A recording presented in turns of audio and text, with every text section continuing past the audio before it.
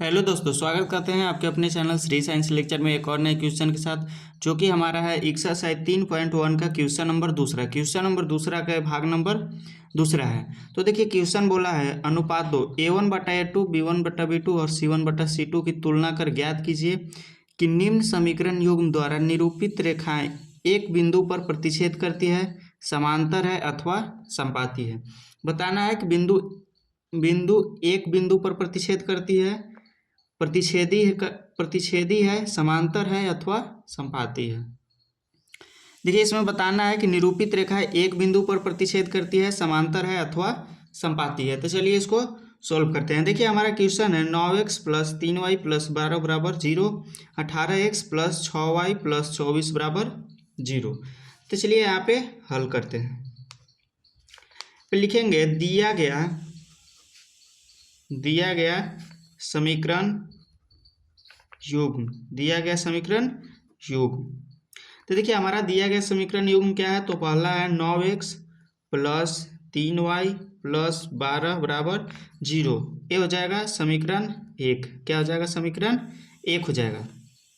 दूसरा हमारा है 18x प्लस 6y प्लस 24 बराबर 0, ये जो हो जाएगा समीकरण दो हो जाएगा। क्या हो जाएगा? समीकरण दो हो जाएगा।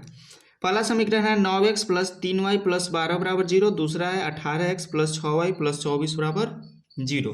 तो यहाँ पे हम लिखेंगे समीकरण एक या दो की तुलना व्यापक समीकरण। यहाँ पे लिखेंगे समीकरण एक यो दो की तुलना व्यापक समीकरण।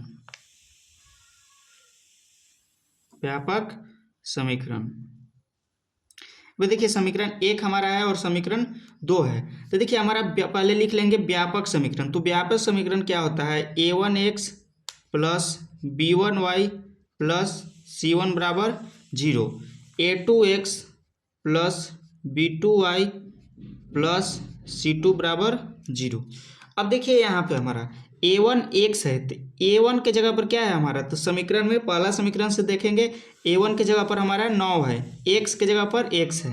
a1 हमारा कितना हो जाएगा? 9 हो जाएगा। b1 हमारा कितना हो जाएगा? 3 हो जाएगा। c1 कितना हो जाएगा? 12 हो जाएगा। अब दूसरे समीकरण में देखेंगे तो a2 हमारा 18 हो जाएगा, x के जगह पर x है, b2 6 हो जाएगा, y की जगह पर y है और c2 24 हो जाएगा। तो पहले हम निकालेंगे a1 a2 b1 b2 और c1 c2। चलिए यहाँ पे लिख लेते हैं। यहाँ पे लिखेंगे a1/a2। तो हमारा a1 कितना है? तो a1 है 9, कितना है? 9। यहाँ पे लिख लेंगे 9 बटा में a2 हमारा कितना है? तो a2 है 18। देखिए a1 9 है, पहला समीकरण से चलेंगे। a1 9 है, इसको बोलेंगे a1, इसको बोलेंगे b1, इसको बोलेंगे c1, इसको बोलेंगे a2, इसको बोलेंगे b2, इसको बोलेंगे c2। तो हमारा a1 9 है और a2 18 है। अब निकालेंगे b1/b2। b1 हमारा कितना है? तो b1 है 3 और b2 कितना है? तो b2 है 6। उसके बाद निकालेंगे c1/c2। c1 कितना है? तो c1 12 है और c2 कितना है? तो c2 24 है। अब देखिए 1/2 हो जाएगा, क्योंकि 9/18। इसको काट देंगे 1/2, इसको काट देंगे 1/2, इसको काट देंगे 1/2 हो जाएगा। तो यहाँ पे देखिए a1/a2 कितना है? 1/2। b1/b2 कितना है? 1/2। c1/c2 कितना है? 1/2। तो यहाँ पे लिखेंगे a1/a2 equal to b1/b2 equal to c1/c2, a1/a2 equal to b1/b2 equal to c1/c2, क्योंकि a1/a2 भी 1/2 है और b1/b2 भी 1/2 है और c1/c2 भी 1/2 है।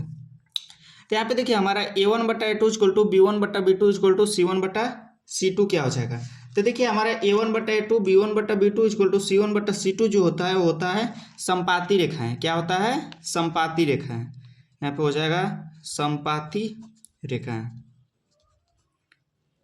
ये देखिए क्वेश्चन में बोला था कि एक समीकरण है जो कि यहाँ पे बताना है कि निम्नलिखित रेखाएं एक बिंदु पर प्रतिच्छेद करती है, समांतर है अथवा संपाती है। तो A1/A2 equal to B1/B2 equal to C1/C2 हो जाएगा। ये जो हो जाएगा संपाती रेखा है। तो चलिए इसे नोट कर लीजिए आप, यही देखिए हमारा आंसर हो जाएगा संपाती रेखा। मिलते हैं अगले वीडियो में अगले क्वेश्चन के साथ। धन्यवाद।